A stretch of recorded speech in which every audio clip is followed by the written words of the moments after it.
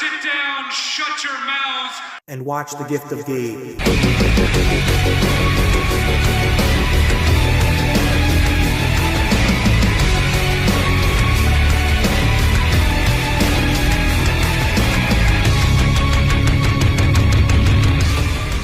Yo, party peeps, what is up? It's your boy, the best gabber in the biz. What an episode of Dynamite that we just had tonight, the second to last one before Forbidden Door. And man, a lot of stuff went down. So guys, let's gab about it. First things first, we kick things off commercial-free first half hour. We got MJF versus Roosh, and man, this one, it was fun. Absolutely love the story that they were telling. Like, really, they're elevating Roosh, especially with what they did after the match, like backstage, but I'll get to that. Like, they're elevating him, like, with MJF, like, showing what we already know. He is a main event level talent. Like, bro he can talk in the ring. He can go, like, bro makes a drop kick. Not to say a drop kick isn't lethal already, but bro makes that something that, like, will give you whiplash and PTSD with how much that shit hurts. My God. But overall, super solid match, as I expected. MJF gets the win. It looks like he's going to be using the Brainbuster as his, like, actual finisher, because if we think about it, really outside of the Dynamite Diamond Ring, that's the most he's used to ever get pinfalls before. You know, sometimes he would use the Heat Seeker maybe to get a win, but most times it would be with the Dynamite Diamond Ring, which I just noticed he hasn't been wearing since he got back. I'm very curious about that. Maybe it could end up being nothing, but just curious. So I kind of like that he's giving him like a good finish. It's a Brainbuster. It's a pretty good finisher. You know, it's MJF, so everything he does, money. But then afterwards, they made it official: MJF versus Hechicero for Forbidden Door. Holy shit. I knew he was going to fight some random CMLL guy, but holy crap, that match is going to be awesome. I kind of was like, put Hechicero, as a CMLL guy, in the TNT title ladder match, because you got 4 AEW guys, and you can add a New Japan guy and a CMLL guy. The New Japan guy is looking like it's going to be Leo Rush. So I was like, go there. But hey, I'm not complaining about MJF versus Hechicero. That is going to be a freaking banger, and I cannot wait. And I also cannot wait to see Roosh with the Don Callis family. Truly is overdue, but god dang it. Hey, Callis got to keep recruiting, because he's basically going to lose Ospreay and Fletcher pretty soon after Forbidden Door. So now you got El Toro Blanco. Bro, that faction is looking like it's still going to be pretty damn dangerous. But still, don't matter where Roosh is, because right tonight he was not on the level of the devil, Maxwell Jacob Friedman. Guys, we saw a lot of great matches tonight. The Young Bucks versus the Acclaimed was one of them. Absolutely. Young Bucks, they lost. They now will have to give a tag title shot to the Acclaimed. Make his Bones a star. Like, we know he's a star of that tag team, so totally fine with that. Probably a match I do on like a Dynamite Collision, maybe before Forbidden Door, maybe afterwards. Doesn't matter. It'll be a cool match. And then that 8-man tag, holy crap, it was phenomenal. I mean, phenomenal. And I love Mark Briscoe literally just hyping up Kyle O'Reilly. I need that shit every week. And then, man, the match was awesome, but Kester really took the most shit out of that match. Like, for real, for real. Got 4v1 tag team the entire time. But our scapegoat still was able to find a way to make it all about him laying people out and interrupting people backstage left and right. It was phenomenal. But, on a night with these great matches that happened, we witnessed a contract signing that has been made official, a match that is bigger than literally anything else in the history of time. It is the battle over Mariah May, the Glamour. Forget the AEW Women's World Championship. Mina Shirakawa versus Toni Storm at Forbidden Door is the battle of our beautiful, lovable Mariah May, and there is nothing more important in this very damn world. By the way, Anna, Harley, and Saraya as a trio. Hooey. I'm sweating just thinking about it. Hi. But I cannot wait for that match. Mariah is inevitably going to continue to side with Toni Storm, and Toni Storm is going to win. And yes, if you saw the bracket for the women's side of the tourney, Mariah May is the clear person that is going to win, and we get Mariah versus Toni at All In. I was kind of hoping maybe Jamie Hayter could show up in some fashion. If she ain't cleared to compete at All In, doesn't mean she can't show up after the match is over. Dude, that'd probably be awesome. And then I can't talk about the women's Owen Hart Cup tournament without mentioning Willow. damn it. You picked the wrong year to win, damn it. But it's okay. She'll be women's world champion someday. So keep clapping along for Willow. And keep believing in Mariah May. We love you. You're more important than anything in this world. Timeless Toni Storm knows that.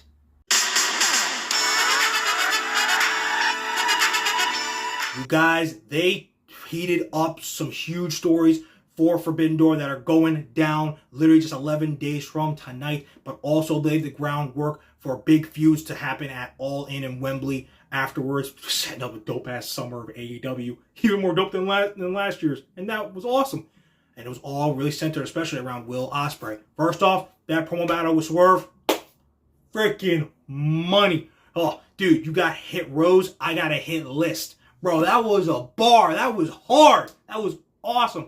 And bro, Swerve making it personal because that world title is personal. That's his life. He's given up time with his family, birthdays of his daughters. He's literally gotten divorced because of this business just to hold this AEW World Championship over his shoulder to be the best. Not one of the very best, the very best in this world of professional wrestling. And he has succeeded, but he will not let Ospreay, who has hesitated, and I guarantee next week says that he's spreading himself too thin, take that AEW World Championship away from him. This promo battle was so tight. And then later on, we saw both Will Ospreay and MJF come and save Daniel Garcia from Heche Seto and the Cage of Agony, awesomely following up on the segment they had last week where Ospreay and MJF were watching Daniel Garcia after he won his match. I think someone on TikTok, like big name named Johnny, said it perfectly. I think it's going to be Ospreay, MJF, Daniel Garcia, triple threat at All In for the International Championship. Now, granted, on paper, if Ospreay wasn't the International Champion, MJF Ospreay, perfect match to do. Even if the AEW World title was on the line, especially, but don't get it twisted, Ospreay is not winning against Swerve. Swerve is going to beat a certain Millennial Cowboy. I'll get to that later. But that match, triple threat, I think is definitely going to go down because while MJF and Ospreay mostly won't be about the international title, it'll be about who's the best. Garcia wants that international championship. So that's going to bring him into the fold. And this accomplishes so many things. One, gives you MJF and Ospreay like a teaser. Well, they'll get the one-on-one match. They could do it literally 2 weeks later at All Out. But it puts then also Garcia in the upper, continues to elevate him, pun intended, with the two of the biggest stars in this company, in this world of professional wrestling, like MJF and Ospreay.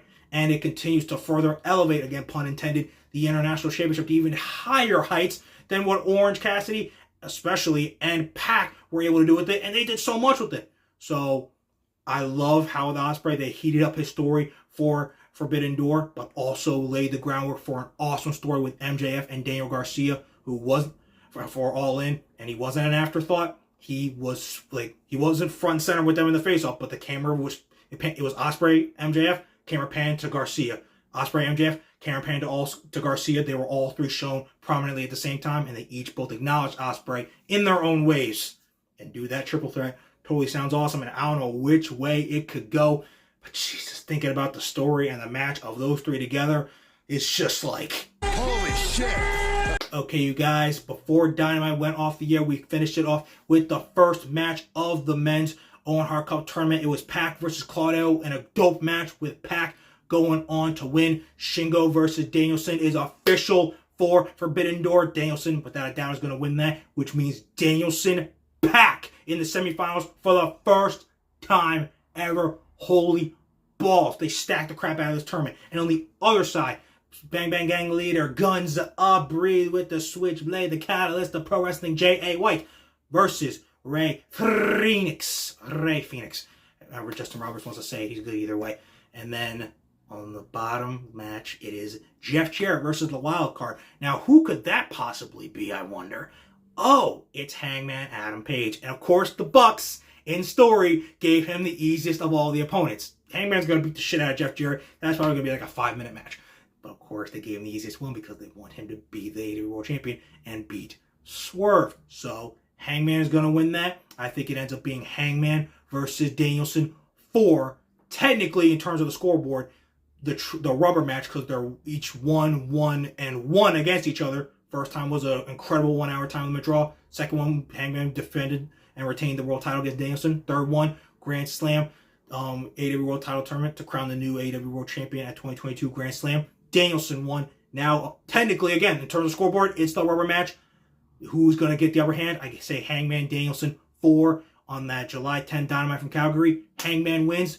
Maybe McGuinness screws Danielson, and that sets up their match at All In. And then we get Hangman versus Swerve 4 at All In Wembley Stadium, with Hangman finally beating Swerve and winning the AEW World Championship. His second run as AEW World Champion, this time as a great freaking justified heel. And then we'll have Hangman with the world title, the Elite still with their tag titles, Okada with his Continental title, Jack Perry still with his TNT title, and they'll literally be the most powerful group, not just in AEW, but the entire pro wrestling world. I absolutely love it.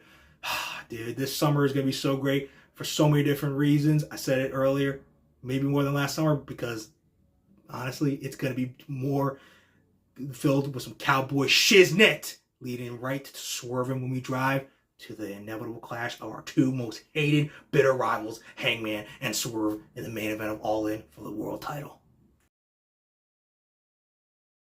Okay, you guys, that is Dynamite. We are done. Put it in the rearview mirror. We are done. Man, this summer for both WWE and AEW is going to be so awesome. We have Money in the Bank coming up in just a few weeks. Then before that, we got Forbidden Door. Then after all that is said and done, we got, oh, guess what? Blood and Guts Dynamite. And then All In Wembley Stadium. And right smack in the middle of that summer awesome sandwich is the biggest party of the summer, SummerSlam. Our Tribal Chief is going to be returning at some point during all this. It's going to blow our minds. But before any of that continues, we have more qualifying matches this Friday on SmackDown. I think Carmelo Hayes, is going to take one step closer to possibly being Mellow in the Bank, because he is HIM him. And also, we'll see, how Cody Rhodes is going to having to deal with the bloodline all over again. This time, a more vicious version, even if they are, totally bootleg.